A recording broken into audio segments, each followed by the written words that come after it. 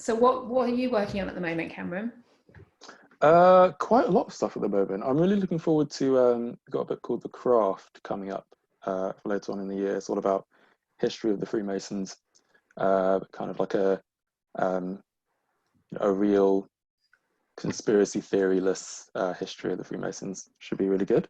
Yeah. The Unwelcome Visitor by Denise Welch. So you do a mixture of fiction and non-fiction, is that right? No, it's just non-fiction. Oh, okay. General non-fiction. So it's just a mixture of all sorts of things, really, politics, history, and a lot of kind of entertainment, celeb stuff. Who do you work with, Cameron? So I work really closely with Bryony Gowlett and Rupert Lancaster. I spoke to Rupert only today.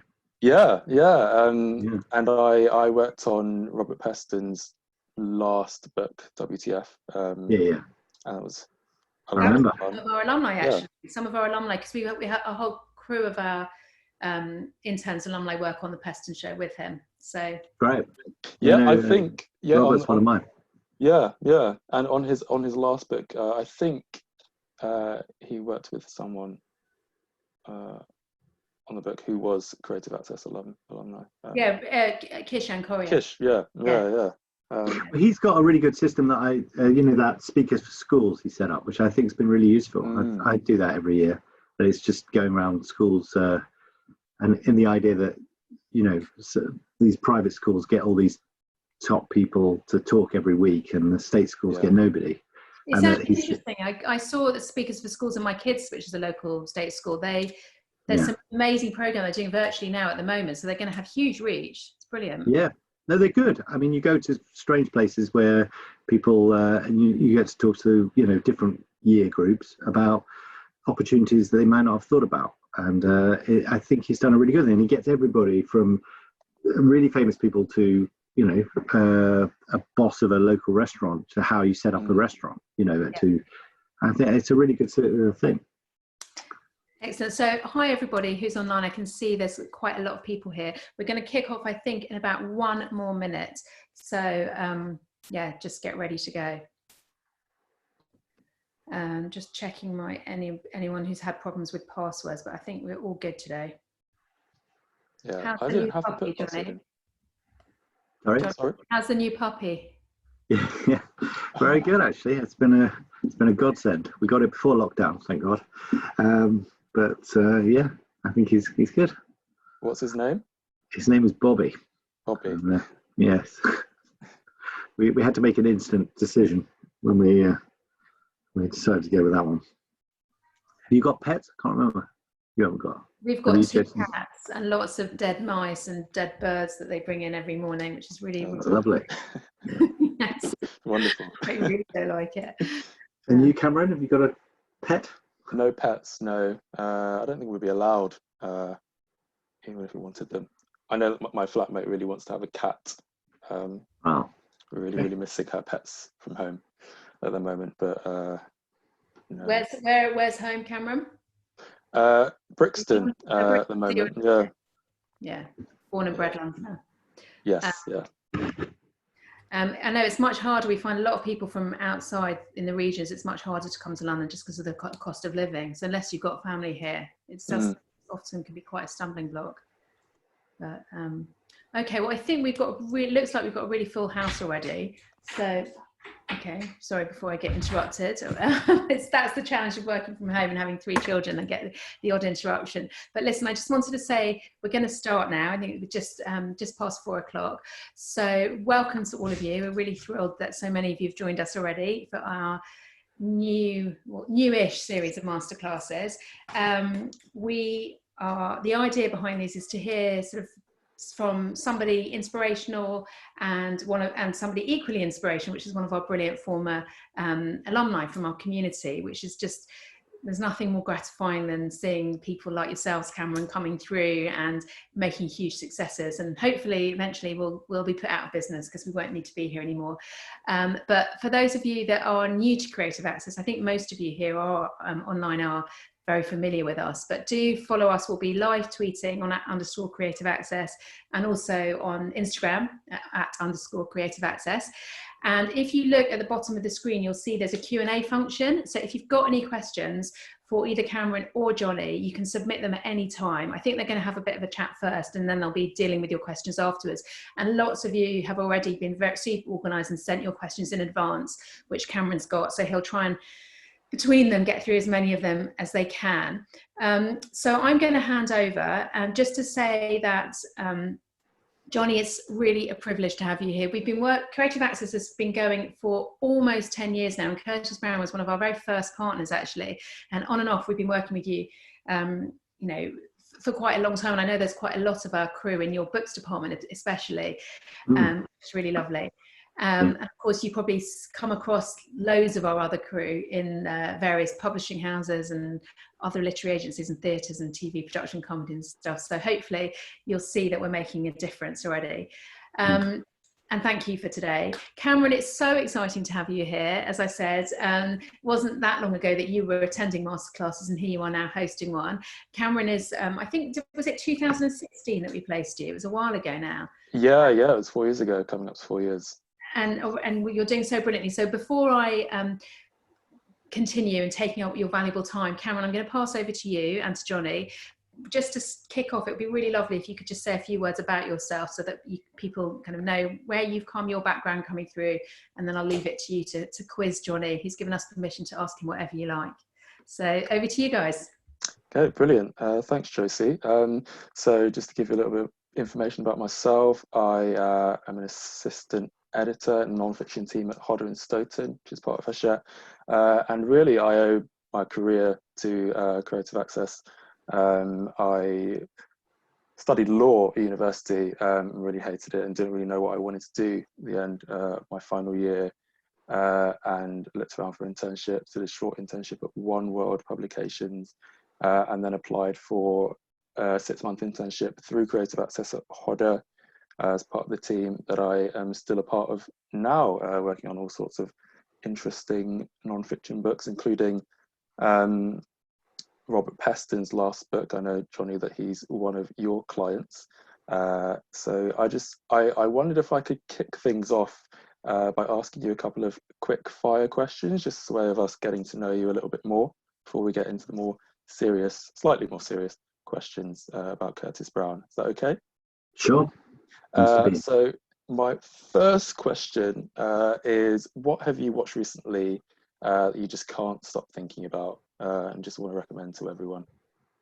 Oh, that's a good question. I'm watching, I haven't finished it yet, The Last Dance, you know, this Netflix documentary about Michael Jordan, and I'm pretty spellbound by that. And I was reaching, I've just finished Fauda, I don't know if anyone's seen that, an Israeli thriller series, which I have to say is pretty well crafted, and it's in its 3rd series. And I'm watching a lot of films. I'm sort of staying up late night and flicking and watching, you know, there's old Scorsese films that you just can't stop watching. But I do love television, I have to say. So I will watch anything that's recommended to me that's by 2 or 3 people. There's a brilliant series called Le Bureau. I don't know if you've ever come across that, but it's a French one, and it's a spy. It's a sort of cross between Tinker Tailor and actually Fauda. So it's full of action, but it's very clever. Anyway, so those are some of what I'm watching. Wow, The Last Dance is on my list, but I hadn't heard of all the other ones that you recommended. So give it a go. Tell me what you think over the next couple of weeks.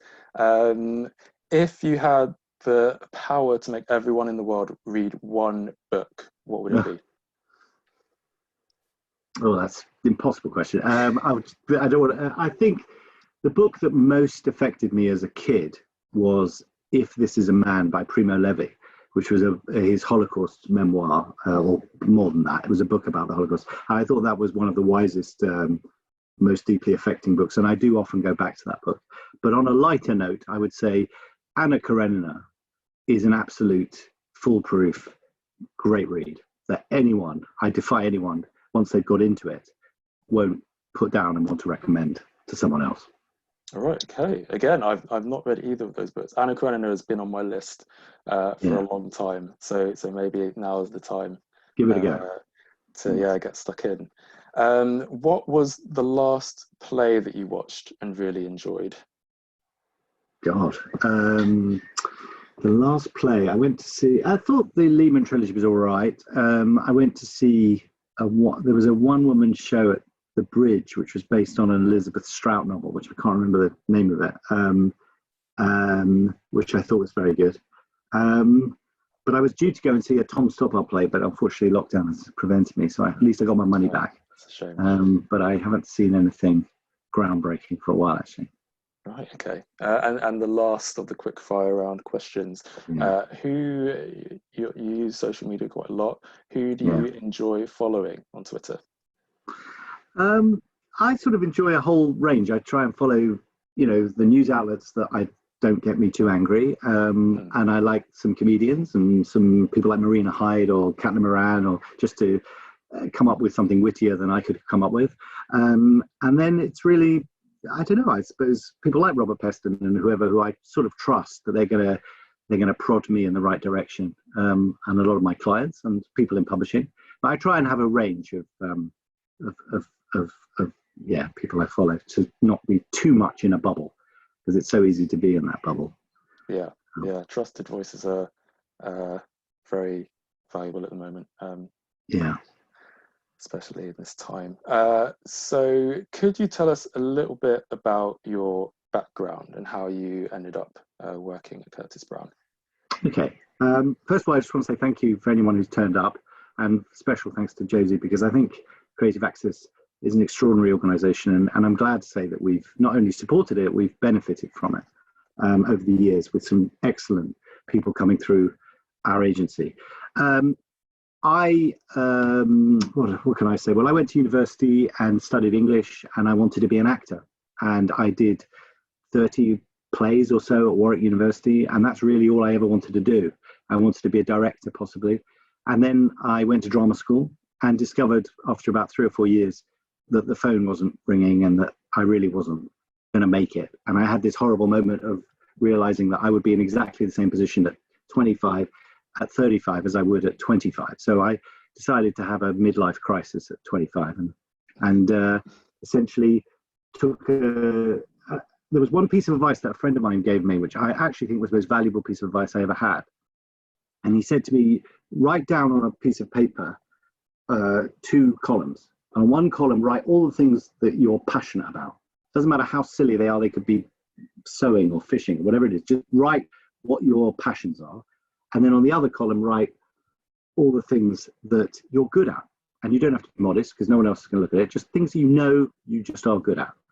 And while I was an actor, an unemployed actor really, I used to do a lot of selling, phones and door to door, and it was horrible. And unfortunately, I was good at it.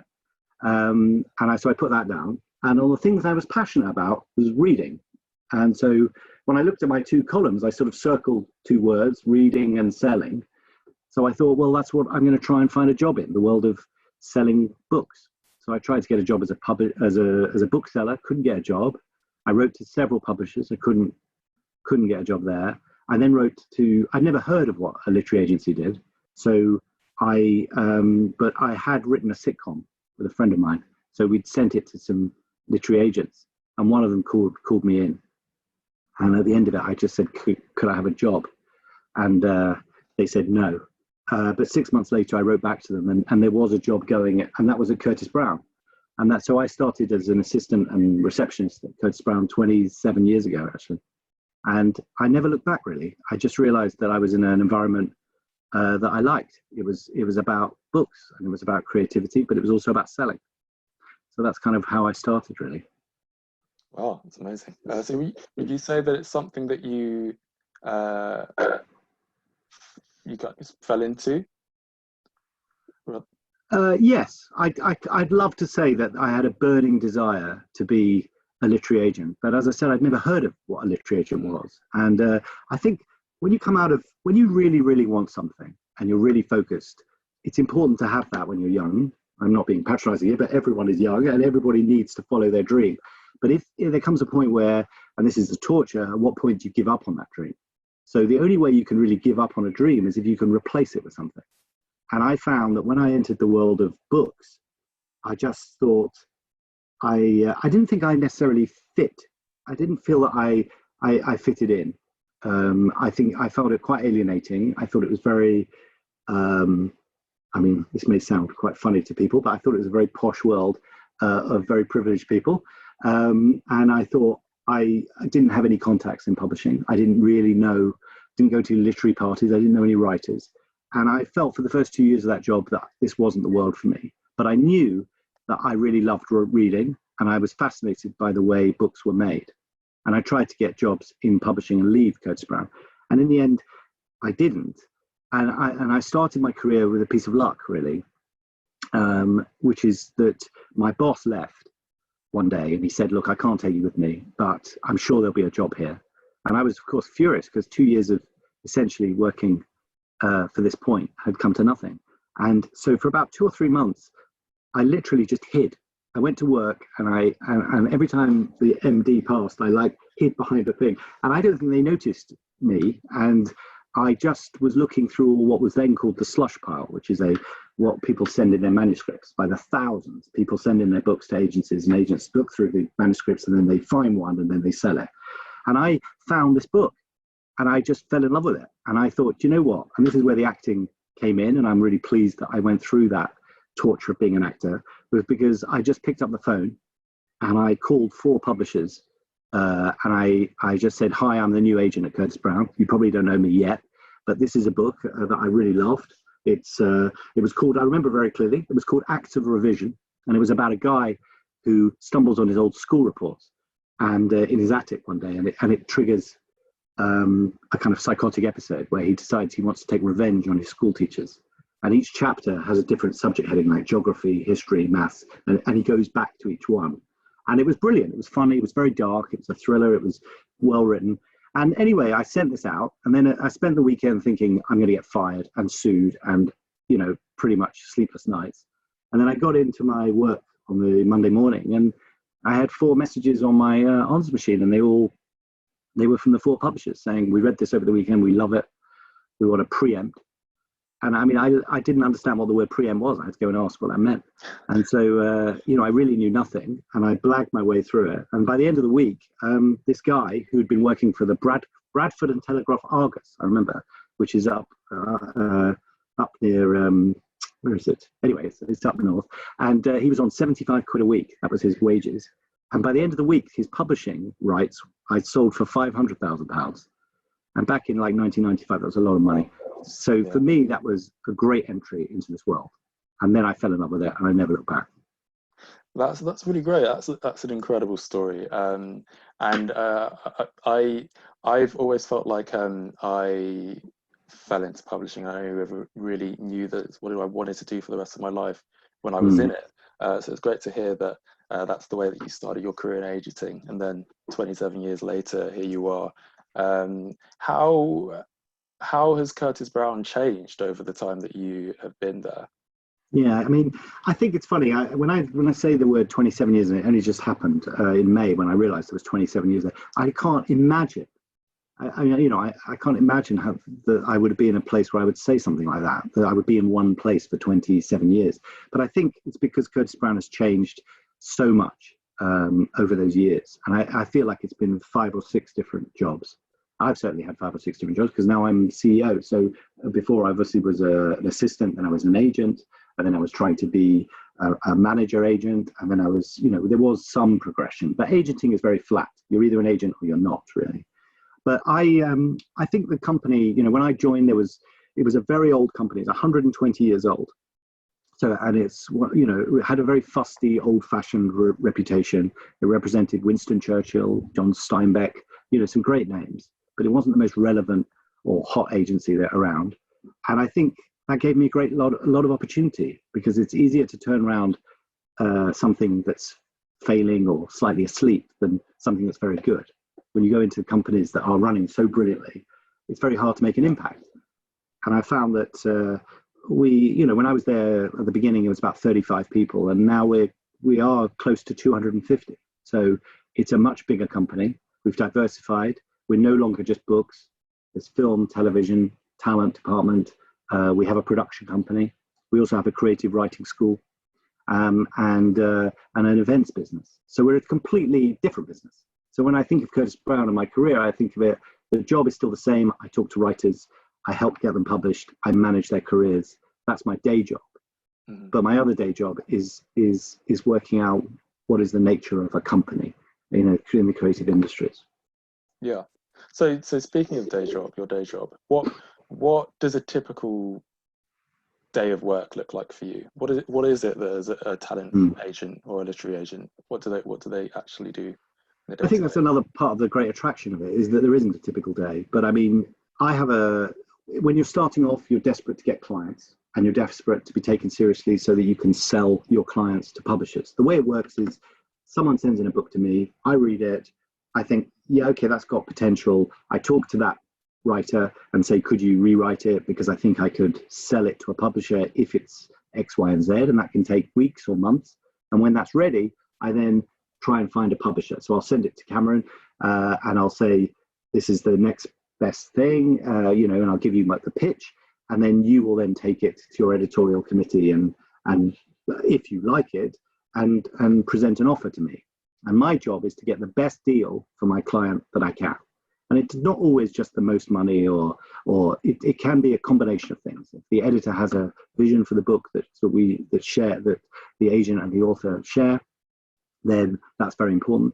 But also, obviously, it's my job to maximize the commercial potential for that author, and also see what kind of platform that book can be. Can it sell in America? Could it sell abroad? Could it in translation? Could it be made into television? Could it be on the basis of a podcast or an event? So there's so many other opportunities that arise. So it's my job to pick the best possible creative talent I can, and that obviously, and the way I get paid is by commission. So I only get paid on results. So it's a selling job in a sense, but there's a lot of creativity involved before you get to the selling. And so a normal day for me would be, I have now quite a large list of clients. When I started off, it was all new writers, and and I'm still totally driven by discovering new writers, because that to me is still the greatest thing you can do. I mean, it's a fantastic feeling, taking someone's dreams and hopes. They send you a book, you say you like it, and then you find a publisher to back that, and then you see it in bookshops a year later, and then some of those books then go on to become significant culturally as well. But obviously, some of my authors, someone like John le Carré, he's 60 years of writing. He doesn't need me to tell him how to write or restructure his book, but it's an amazing journey you go on with writers like that, or William Boyd, or Tracy Chevalier, or writers who are very, very experienced. That's a wonderful partnership as well. So it's about interacting with your clients on a personal and commercial level. It's about planning their future, and it's about seeking opportunities for them. So that would be the day job. And then, of course, if someone, every day an email could come in with an idea that actually might just work. So you get to talk and meet scientists. The job has allowed me to meet some incredible people, way above my pay grade, in terms of intelligence and capability, and to sit in the room with the head of AI, at Google, and hear his views about what the future is, or to talk to someone like Robert Peston or Jon Snow or Jonathan Friedland or whoever, or Gary Young, all these journalists who actually are doing a lot of work in the field and know a lot more, is a great privilege. So that, I don't know if that answers your question. Definitely, yeah. Thank you. I find it really interesting that a lot of the time, before a book or a manuscript gets to a publishing house for editors to see and work on, you've already put a lot of work into kind of crafting the manuscript and doing things with it so that it's at the stage where it is actually readable. I found that really interesting, because obviously there's a lot of kind of editing skills that you need to have in order to do a good job with that, as well as being able to sell it to an editor, or think about where it could go in the market. If you could kind of distill a few, or if you could think of just maybe 3 essential skills that you need to be able to have and to be able to hone as an agent, what do you think that those things would be? What do you need to be? Very good question. I've never really thought of it like that. I think my gut would say you need empathy. You need to be able to be open-minded to whatever is put in front of you and actually shift your view of the world or of what your prejudices are to immerse yourself in that text. If the person can write and has something to say, it's you who has to do the shifting, not them. So I think an empathy for their work and then an empathy for them. Obviously, if you don't really care about their work, but you care about the person, that's very problematic because you're always caught between guilt and whatever, because, you know, sometimes it doesn't work for them. But the best place is when you really, really respond to the work, and then everything else will follow. But obviously, if you respond very well to the work and you don't actually like the person who you're dealing with, that also can't work because you're in a partnership. So I would say empathy. I would say clarity. You need absolute clarity in your objectives. There's no, an author, when they engage as an agent, it's not like a lawyer or an accountant. It's a very, very intimate and complex relationship. And what they are looking for is, they are looking for an agent to be certain about things. And it's very hard to be certain in this unknowable world, especially now. And I think you have to find ways to communicate that when you aren't certain or when you are certain, and because then you can give them true advice. And I think the third is just joy. It's the joy of discovery. You can discover something. You've got to be able to communicate enthusiasm. I'm at the beginning of the chain. If you think about it, I have to tell you that this book is so good. You've got to drop all your other commitments, put your career on the line, go into an editorial meeting and get me the money I want, and put yourself at risk. You then have to get your salespeople and marketing people, who then have to get their booksellers, who then have to get the reviewers and everybody else, so that I or you can go into a bookshop and think, yeah, I must buy the new Hilary Mantel or the new Bernardine Evaristo, whatever it is.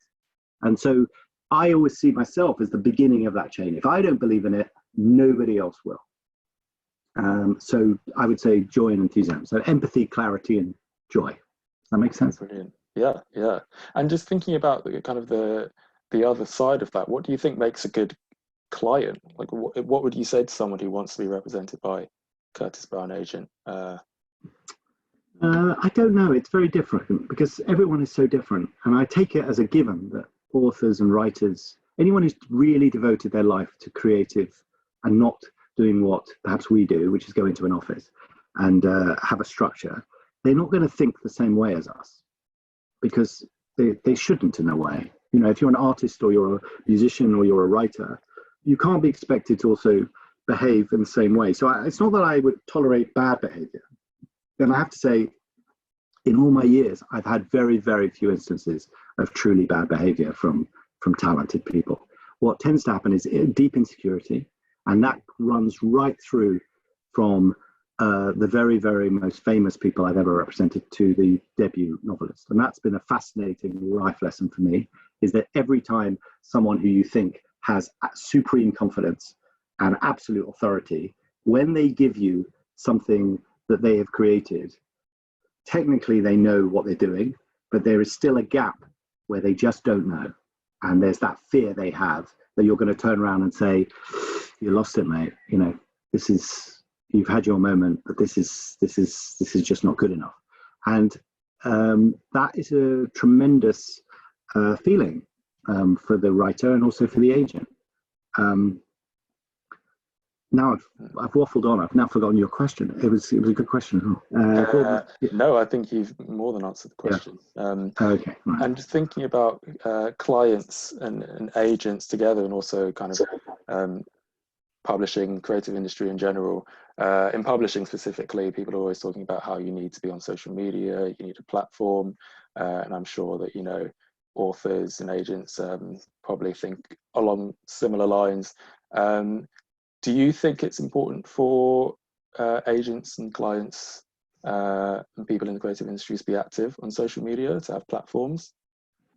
No, I think, you know, I think it varies. I think someone like Marion Keyes, if you ever read her, she's very active on social media and she loves it. And it's part of her identity. And it has helped her profile in her books. But for many writers, they see it as an obligation. And the thing about social media is you can see through it if people are just selling, or they're just trying to push something. they're either actively involved in the community, whatever that is, of social media, where you want to share ideas, or you want to complain, or you want to be funny, or you want to be part of it. Or there are those people who are saying, my new book's out on Thursday, it really is wonderful, and they're just announcing. And I think there is no benefit for authors and writers to play that game unless they want to. What you will find increasingly, though, if you're writing non-fiction, is that people, publishers will say, well, what's the platform? Okay, this person's got good ideas, but what reach do they have? And then they will look at social media. And I sort of have some sympathy for that, but not a lot, because all I know is that it's the quality of the work that matters. And if someone's got something to say that's valuable, and if they say it well, then we can work out the rest. The rest is marketing. So I would say no. For novelists, I don't particularly want to see Margaret Atwood's very good on social media, actually, because she has lots of campaigning issues, and that hasn't harmed her. But I think some writers, there's a mystery behind it. Why should they give words away for free? Yeah, pretty good point.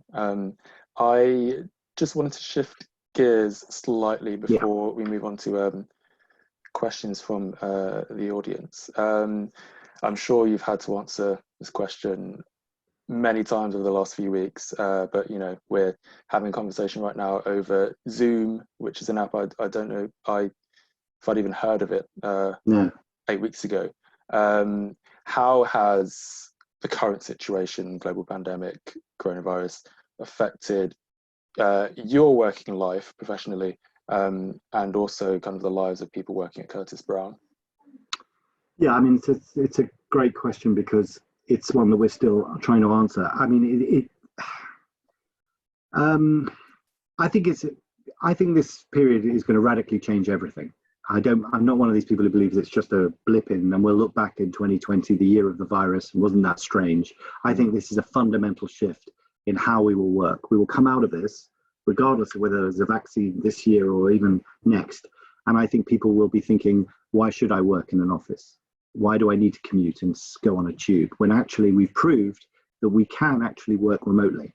And I was very relieved that Curtis Brown, when gave everyone laptops last year, and we could pay our clients remotely. So it made even more stark the thing that actually, what's the point of an office? And we know the point of an office is to gather together, an exchange of ideas, ease of information, and social. And and I still believe in it, but I think that will radically change. I think there is a sense of a creative lull at the moment. I don't know what it's like for you in the editorial side. I think it's hard to read at the moment. It's hard to get excited, as I talked to you before about with a chain of enthusiasm. It's hard to know what will, my job, as is yours, is to be able to tell people in a year's time what they should be reading. So I need to be aware of what's going on now, but I need to be imagining the world when we get back to whatever normal is. And I think that's an impossible task at the moment. I think if you're a writer and you write a novel and it has the lockdown or virus in it, it may well look dated, or worse, it may well be greeted by indifference to people, because people don't want to read about it. They've lived through it. They really don't want to read about this bloody virus. On the other hand, ignoring it is bizarre. I was watching Normal People. You asked me about television. I watched Normal People, the whole of that series, which I thought was rather beautiful and well done. But, in the back of my mind, I was thinking, how could they be so close to each other? Surely they need to be 6 feet apart. It's ridiculous. And I think that will carry on for a while. So what does a writer write? What does a musician, it's a really interesting dilemma. In terms of working patterns, which is what I think you were asking, I think we're doing all these Zoom calls where what I suspect will happen is there will be a reduction in the industry, and they concentrate on what they are working on, the books that they've produced, the clients they have, until such time as they feel there'll be an opening. And then I think there will be a rapid opening and a lot of growth and opportunity. So if I'm sitting here watching this from a creative access point of view, thinking about whether a career in the creative industry is, I would pick my timing really carefully about when to at what point do I try and get a job? What point do I enter this curve? And judging when creativity will happen. Because you've got to understand that in television and film, we don't know whether they're hoping to start productions in June, July, but they have no idea whether that's going to work. And we'll only know that in a couple of months. But until production opens, there kind of is a very limited television and film business. And that, but you know, it's such a huge industry, it's not going to sit there waiting for long. But we're in this world where it might endanger people if we don't take it seriously. So there's that tension. And in book publishing, I've been pretty frustrated with publishers in the sense that I feel that this is the period to plan ahead and not just sit and wait for the booksellers to open up again on the high street. Because even if Waterstone's opened up all its stores tomorrow, I have a feeling people would be reluctant to go into the bookshops browsing until they really feel safe, that they're not going to infect their parents or, you know. And if you think about theatre and books, it's predominantly geared, especially hardcover books, are geared towards the older demographic. And therefore, older people are not likely to go to the theatre or likely to go to bookshops. So it's down, so I would gear my creative industry totally around the young at the moment, because they're hungry, desperate to get out and do something, and actually are consumers. So that's probably where I would gear it. And I would gear the business around direct selling, going direct to those readers. You know, I tweeted before that there's a new stats coming out that actually, I think it's 2 in 5 people are reading more than they did before lockdown. And if that's true, then there's a lot of demand for books. And there's a huge amount of supply. We still get lots of manuscripts every week. We still want to sell to publishers, but there's something in the middle that's missing. They're not getting these books. They're not getting them delivered because bookshops are closed. So that's the dilemma in publishing. Yeah, I can really appreciate that, especially for someone like you. There's a lot to think about in terms of, you know, how we're going to get to the other side of this over the coming kind of months. And off the back of that, just to move on to kind of questions that people have submitted, Phoenix has asked, what advice would you give to an intern in publishing who has been furloughed and is missing valuable experience? And I guess that could apply to really anyone in the creative industries who's been furloughed at the moment. What would you say? Well, we've furloughed quite a few people. Now we furloughed, my business is, half of it is performance related. It's theatre events, it's actors, and they literally cannot do their job at the moment. So, excuse me, there is no danger of those jobs going when the bounce back happens. And it's an amazing thing the government's done with this furlough scheme, because it's enabled companies not to make horrible decisions too early. It's basically saying, believe in this system. And when the government, which I don't want to get too political here, but the government hasn't been very clear about messaging, and I think that's not too controversial thing to say. So for me, furloughing is allowing us to breathe. And I think if you are being furloughed and you understand why you're being furloughed in your particular part of your business, then you shouldn't worry. If you feel that your part of your business is failing and it's going to be difficult on the bounce back, then you should probably think about, you know, contingency plans. But furloughing is not designed to help companies make redundancies. You know, it really isn't. If that becomes the effect, then it will probably be because the company is sort of failing anyway, or it's just not through its own fault, but it's just not going to make that bounce back. And I suspect there'll be a lot of that in the latter part of the year, where some companies, probably in other sectors like travel, retail, and in some of the creative industries, will realize they just can't keep this level of employment up. But what will happen is a rise in flexible working. And I think that will be at every level, from my level to entry level, where people will think, do you know, do I need to work 5 days a week? Do I need to spend so much time in the office? So time will become a different commodity. And I think we have to view it that way. If you're starting off in a career, you must keep absolutely focused on what it is you want to achieve and why you're in it, and don't give up. But you're going to have to be flexible on on how you work, the usual rules will not apply. And being a good intern is about turning up, funnily enough. So it's very hard if you can't turn up. I find we do a very good internship scheme, and I have to say, I've had an amazing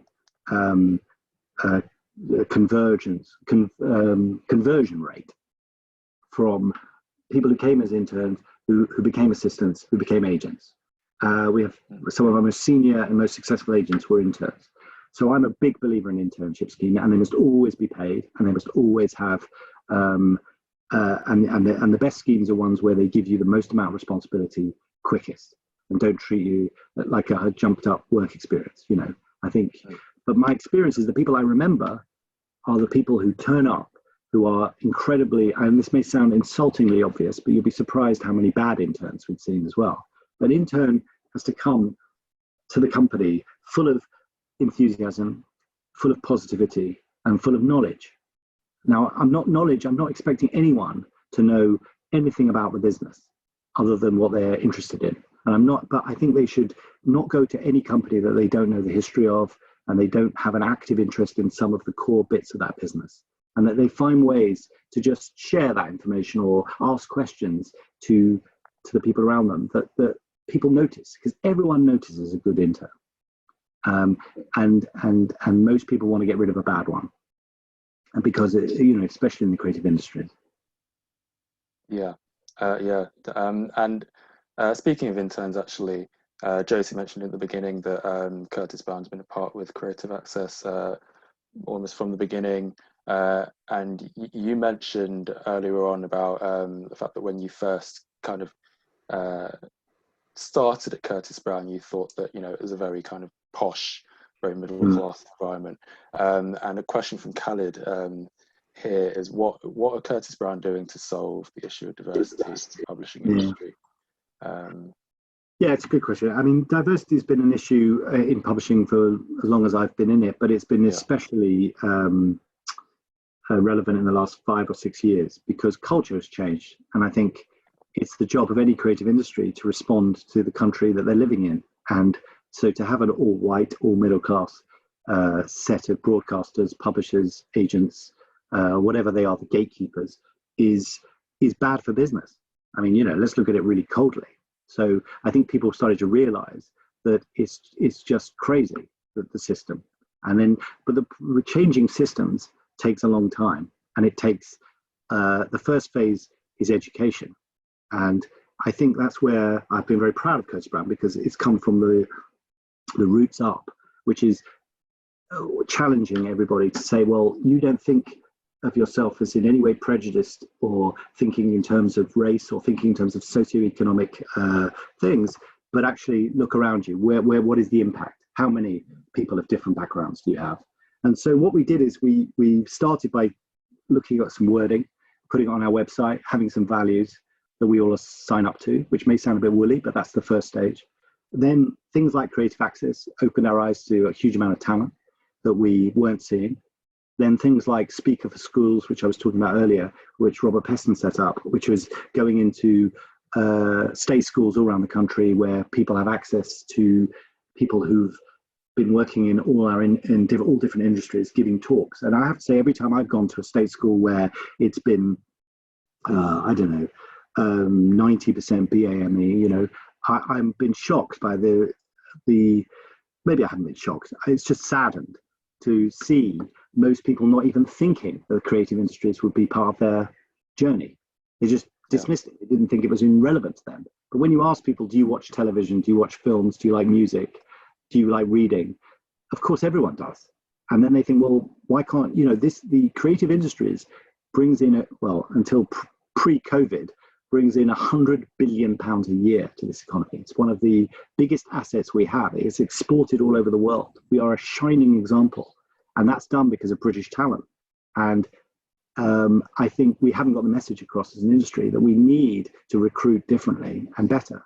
So we are doing steps to recruit better, slow, but there are things like different ways we recruit, different kinds of job adverts, blind CV, stuff like that. All the stuff that you might think, oh, well, that person hasn't got the relevant qualifications. I see that Penguin Random House has now said that they don't need a university degree for you to apply for that job, and that I think is a good signal, and I think we'll do the same. But we have things like the Bridge Group, which is a consultancy that come in and test us. We've had diversity training, and you know, we could do a lot more, and we need to hear. But our company has changed over the last year, and I think it will change again with the new world. And I'm excited about that. And I think, you know, we want to. Also it comes from, I think a lot of people don't understand that they're welcome in this world, and I think we have to break that down. And they need more role models in publishing. And I hope you'll become one, Cameron, as well. But, you know, someone who can just say, if I can do it, you can do it, mate. You know, and actually what I've discovered is that diversity isn't just about race, or even about socioeconomic thing. It's, you know, so many people are diverse when you actually speak to them.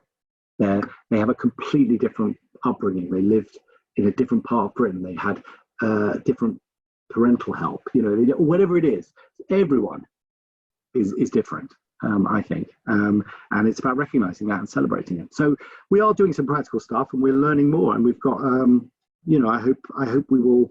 I'll be able to come back to you and give you stats that make you think that we're a market leader. But I'm encouraged that we're doing really great.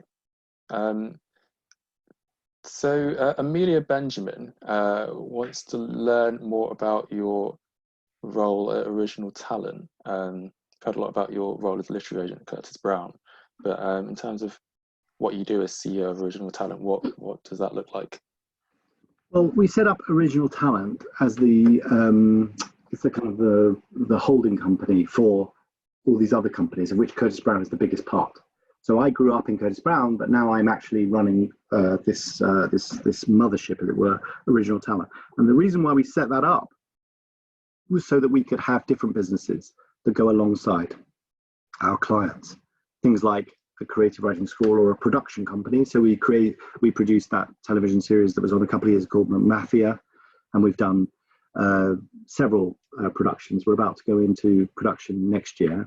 And what we're trying to do is change the way agenting is perceived. Instead of just being the broker or the career manager, we're actually trying to produce and facilitate podcasts and be closer to the client from the moment of creativity and find new partners. So there are several different companies, and it allowed us to we bought 6 new businesses in the last 3 years, many of them in the talent business, but some in the books.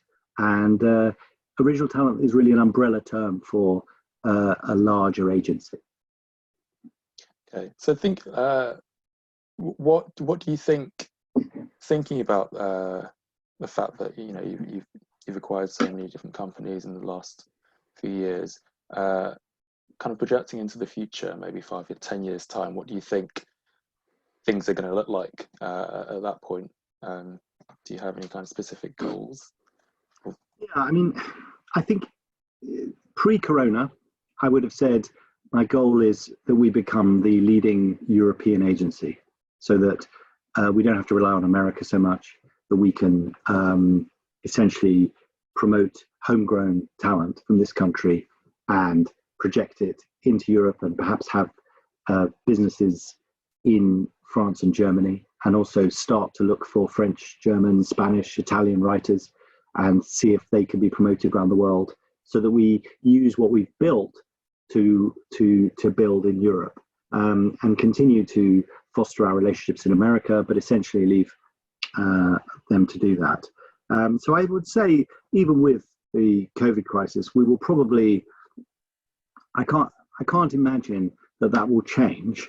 I think it will, the next 2 years will be a little bit more cautious, and it'll be smaller in some degrees. But, you know, the big clients are still doing the big work. You know, we look after Robert Pattinson, he's still Batman. We look after, you know, Joe Moyes and Margaret Atwood, and you know, they're still writing books. It's not that this is going to go away, but I think there will be a cautiousness around us in the industry, and then I think things will change quite quickly.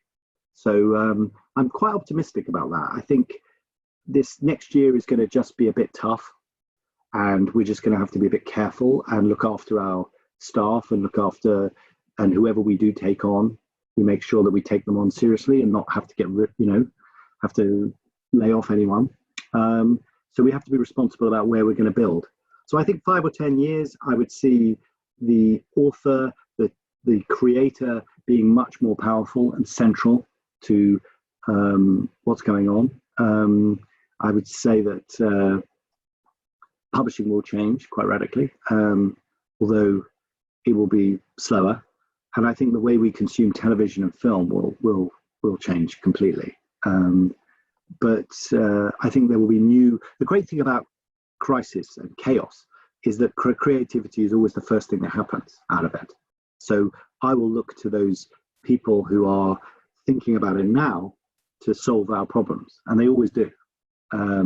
Because people need storytellers, they need the creative industries in all their forms. It's just that we have a problem at the moment where it's frozen, and we will see how we emerge in the next year. That all sounds really, really exciting. And if I could just ask you one more question before we wrap up. This one's from Helia. She is asking, what is the relationship between agencies such as Curtis Brown and the publishing houses they work with? And how do you bridge the gap between the two different businesses? Sorry, the difference between which businesses? I didn't hear that. So between agencies such as Curtis Brown and the publishing houses they work with, and bridging the gap between those.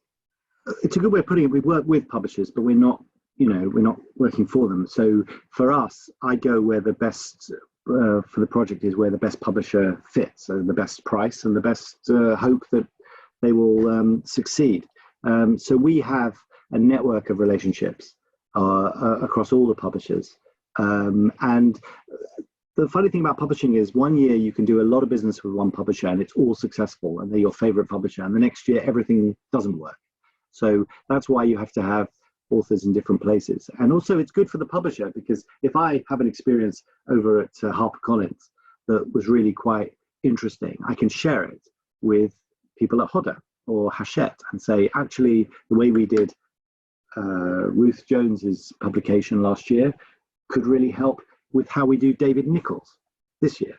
And so I think publishers gain a lot from agents and agencies that have a wider reach, even though sometimes it's a bit combative. Obviously, publishers don't like it when authors move, and they don't like it when they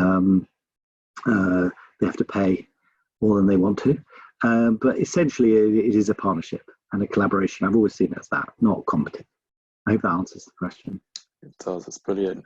Thank you so much, Jonny, for taking the time to share your wisdom and insight with us. Well, I hope it's been a help to all. But I just want to say to everyone who's looking for a job in the creative industries, is you really don't give up, despite the challenges of the next 3 or 6 months. Now is the time to write those letters and to keep looking at everyone's websites, to look at different areas of the industries that you're interested in, and really just read the trade mags, keep abreast of what's going on. Don't get your timing right, and you will succeed, because we actually do want you. It's not there is not a closed door, it's an open door, I hope. Thank you very much. Jonny, that's really, really encouraging to hear. And we've had a steady audience. We've had basically no dropout the whole way through. So you've obviously kept everyone captivated. And Cameron, brilliant questions. We do have about 18 unanswered questions, which obviously we apologise to all those of you who we can't cover, but obviously we've only got an hour. A very quick question that we haven't really covered, Jonny, which is who actually want to get representation, whether it's through their show reels, whether it's through people who want to write. I know that hasn't been the focus of this discussion, but can you just give a quick summary of how people who on that side are actually looking for representation, what they might do? Well, the bigger agencies like ours will have very clear guidelines on their website. And so if it's a book, it's very simple. It's 3 chapters and a synopsis, and it gives you very clear instructions for how to put that in, and your book should be read within 4 to 6, possibly now 8 weeks tops, and you'll get a response. That's one way. The Writers and Artists Handbook is still a very, very good guide to what all agents do and what they're looking for. Don't send a romantic novel to someone who only does military history. You know, it's just obvious stuff where you've got to target properly. Otherwise, it wastes your time, and you're going to be unable to decipher rejection. And rejection is really absolutely central to this business. So you mustn't take that personally. You just have to keep going and attune your ear to listening to the right kind of rejection, which is hard. On the talent side, I don't quite know how they do it other than through the show reels and the guidelines on the websites. You know, it's very hard because the old days of sending your spotlight photo into the ether, you know, without any response is very demoralizing. But, you know, as and when theatre opens, it's about trying and going to the right drama school. I don't know if people are still at drama school, about sending those invitations to the right agent. Always look for agents who are hungry. Don't look for the agents who you think are incredibly successful, because although they'll have people to help them, I always remember back to my days, it's when you're starting off and you're not really rated is where you're probably your most effective. So never think because you haven't heard of that agent, they're not going to do the good job for you. But do check the agency. Make sure that the agency is solid and it's not, you know, it's not some dodgy outfit. Brilliant. Thank you. I feel quite sure we could keep going for hours longer. More of your time. Just to say to everybody else watching, thank you for joining us and for all your engagement and questions, which is brilliant. We are running weekly Wednesday workshops, which are like employability sessions, 4 o'clock every Wednesday. We're covering, next week we're looking at furloughs and freelancing. We're doing something on mental health and working from home. The week after, we're doing something on CV and cover letter writing. They're all on our website. And as for these Thursday masterclasses, our next one, we're talking of theatre, which is on the 28th of May, is with Yamin Chowdhury, who is artistic director of the Hackney Empire, who's in conversation with the brilliant Stevenson, who's one of our alumni, who was on the stage of Hamilton the whole of last year and the year before, I believe. So it'll be a really lovely conversation talking about the world of theatre. We're going to be looking at telly on the 11th of June. There's loads more stuff going on, so please keep tuning in, and we will send around a recording of this afterwards. So thank you all. Please take care. Thank you massively to Cameron. It's been so brilliant. Thank you. Thank you, Cameron. I thought you were an excellent interviewer if you want to do that job after publishing. Thank you very much. And to you, Jonny. And take care, everyone. See you soon. Thank you very much. Bye. Bye.